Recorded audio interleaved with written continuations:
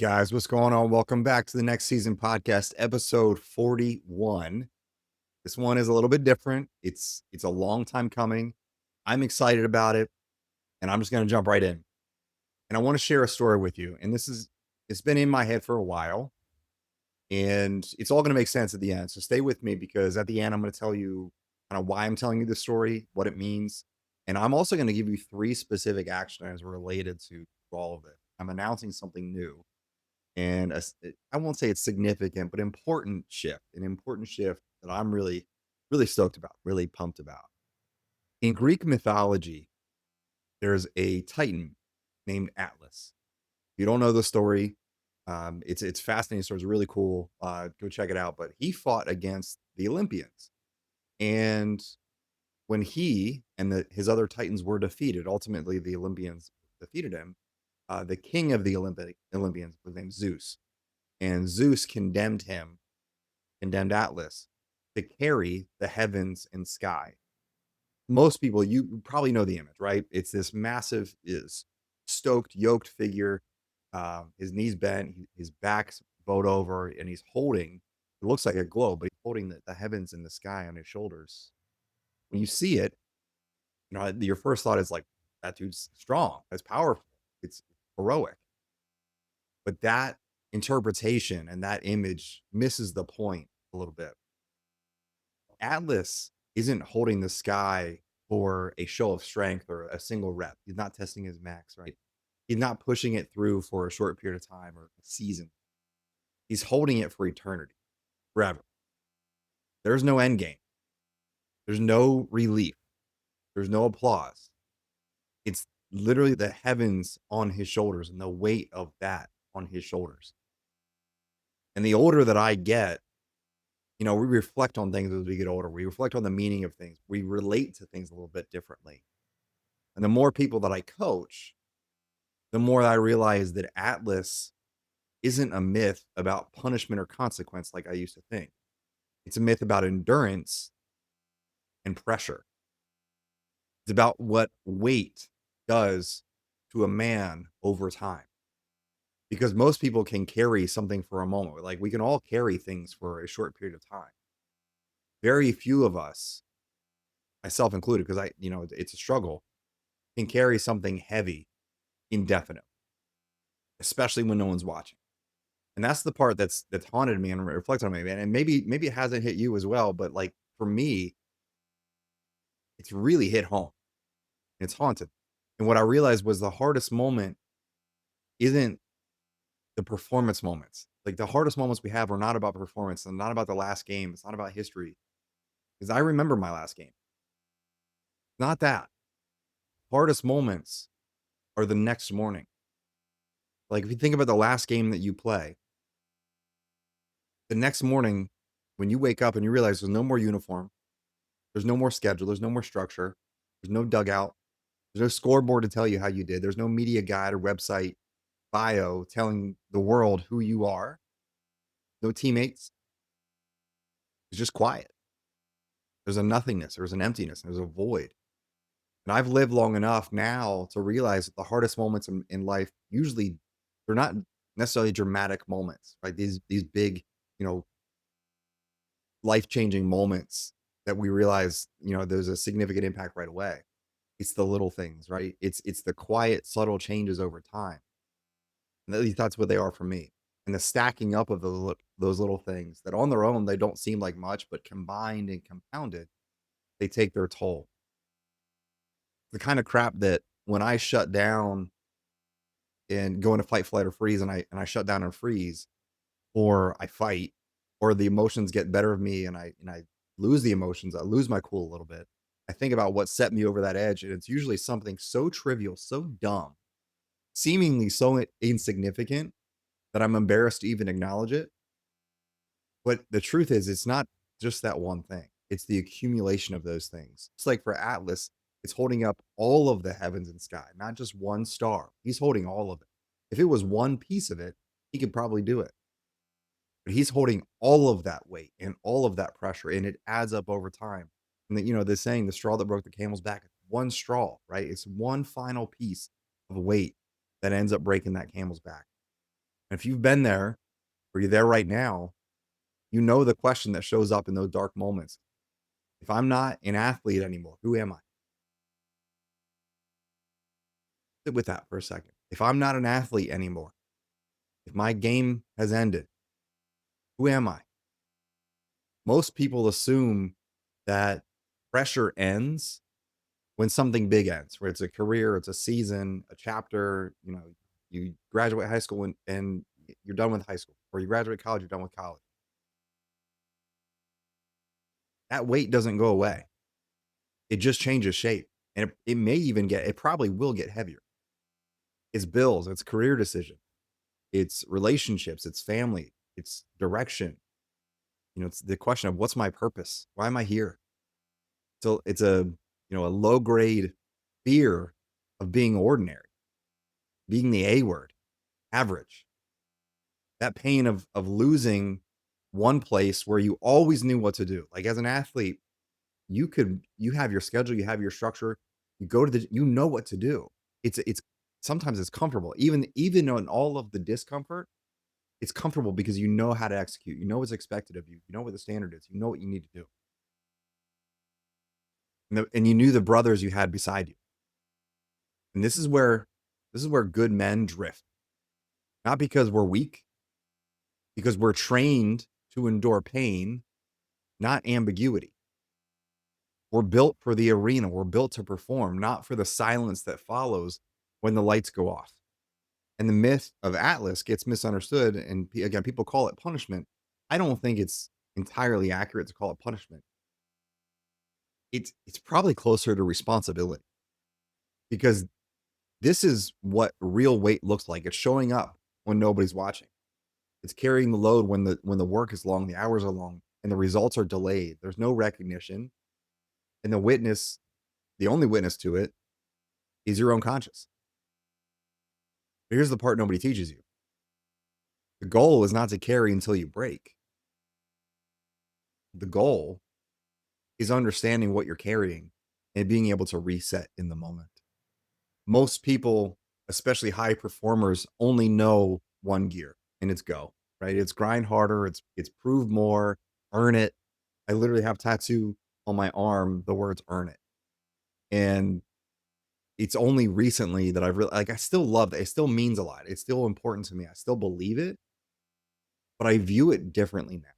But I don't have to earn it in some ways. Like some ways you do have to earn it, in some ways you don't because you don't have to prove anything. Because that gear, that go mode,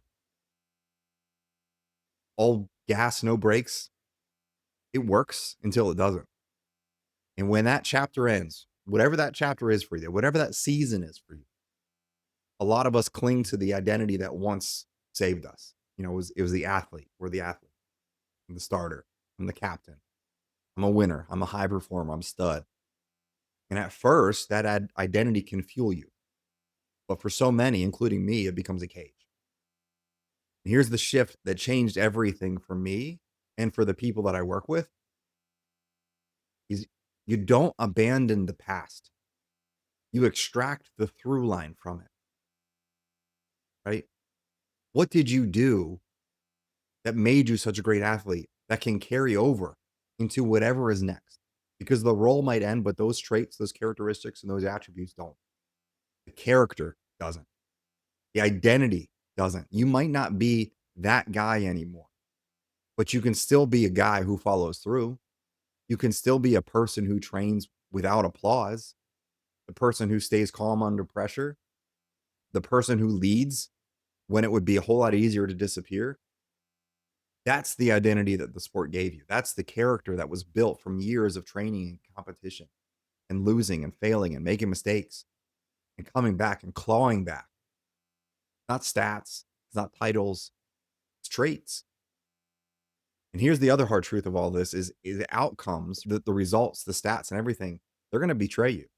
Because if your identity is winning, your whole identity is winning, you know you're going to lose. If your identity is the hunt, the kill is eventually going to feel empty. So you stop asking, how do I win again? And you ask the questions that adults ask. How do I want to spend my days? Who do I want to be? And this is where I want to pause because this is the reason I'm telling this story in all of it. And as I always say, with all of everything I'm sharing, I'm talking to myself too. For a long time, I kept coming back to Atlas. This has been an image that's been in my head for a while now. My son's been watching a lot of history shows, and it's kind of been come up lately. And I've thought about Sisyphus and the myth of Sisyphus. If you don't know that one, it's kind of similar. But a lot of these things are coming back to this more ancient philosophy or myths or different things like that. I don't know why, but it's speaking to me. And I kept coming back to Atlas. I kept coming back to the image and the weight and the endurance and the responsibility. And eventually it clicked because it's not a myth, it's a mirror.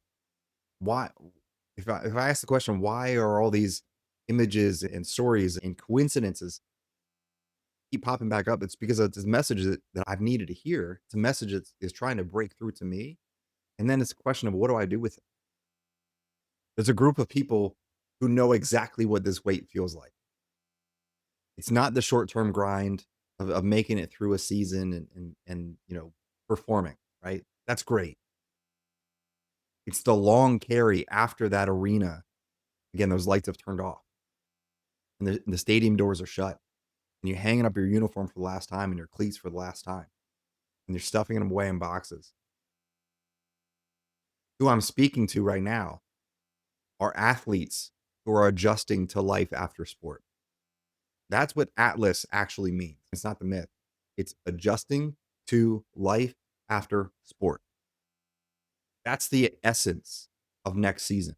That's why I do this and the purpose of this episode.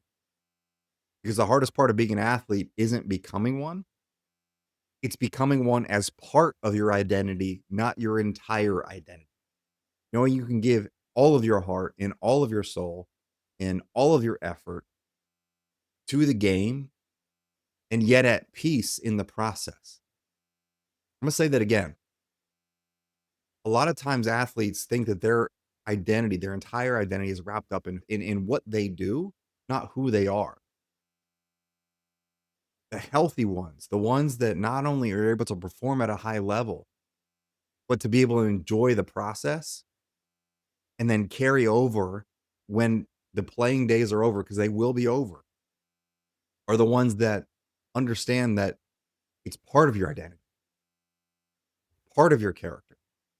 Again, knowing that you can give everything you have and leave it all in the field, empty the tank, and yet enjoy the outcomes and be at peace in that process.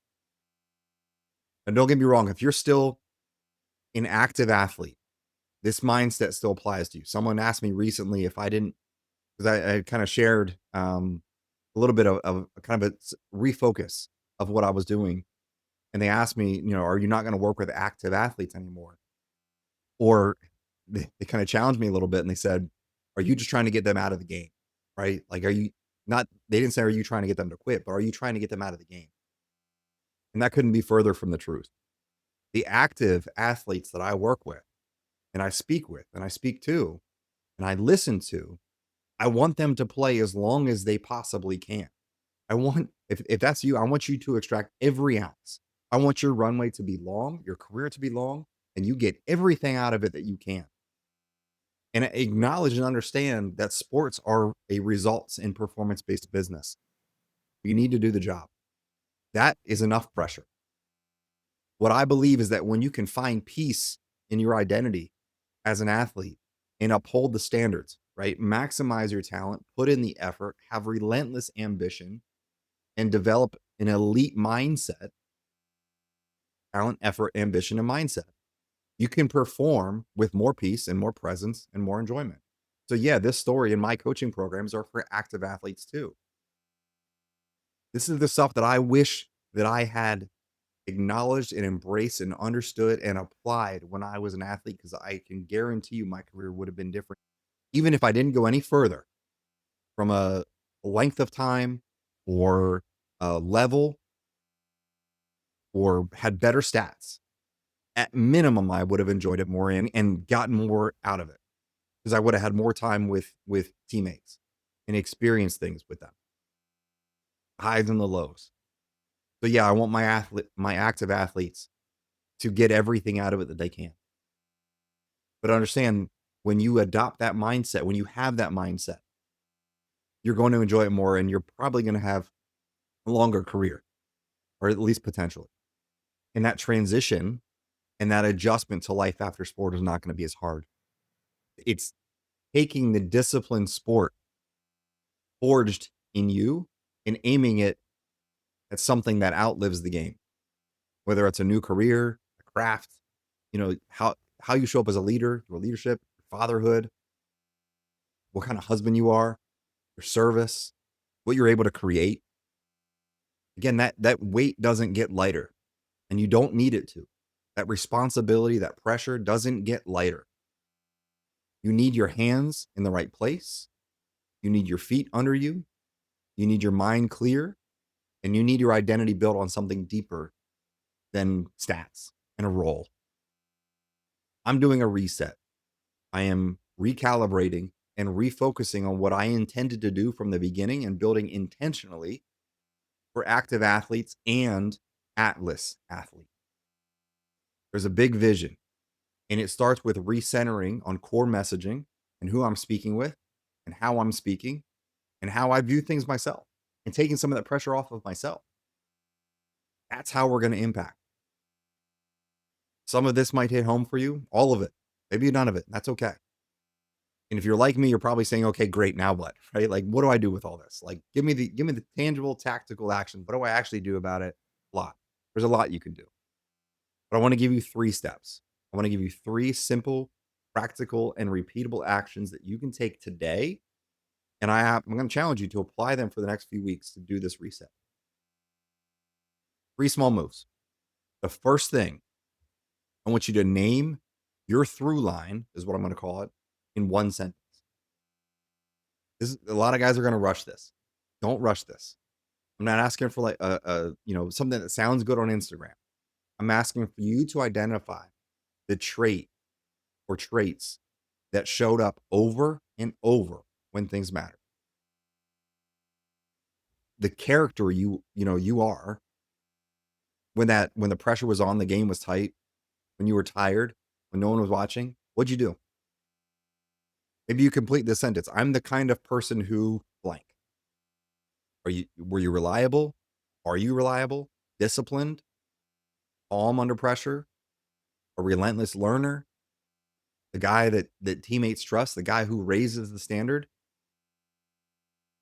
This sentence, that through line becomes your anchor. It's not an identity label, it's a behavior. It's how you show up. And if you and I get a chance to work together very early on, we're going to talk about your values and your standards and your boundaries. This is part of the beginning of that work. When you feel lost, when you're struggling with making a decision or how you're performing, this is what you come back to.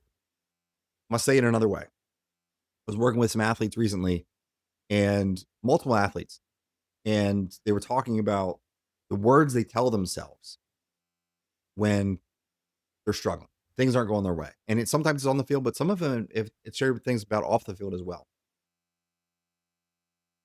And I challenge them a very simple phrase to repeat to themselves when they have self-doubt, when they're talking negatively about themselves.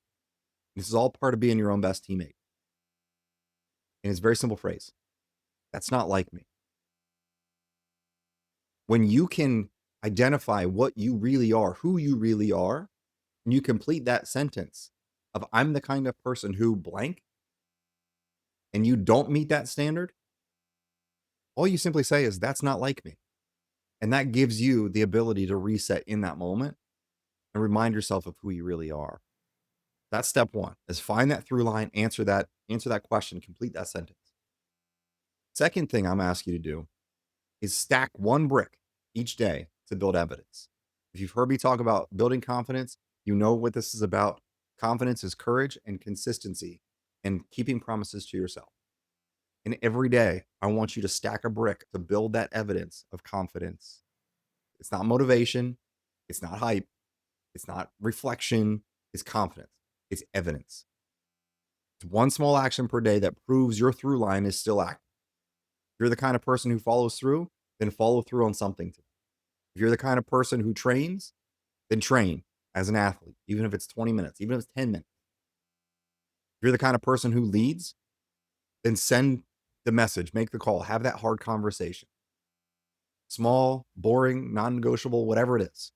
It's the consistency and the courage in keeping promises to yourself, and then make the note. Stack that brick. You're not trying to win the week. You're not trying to win the month. You're not trying to win the year. You're trying to win that moment.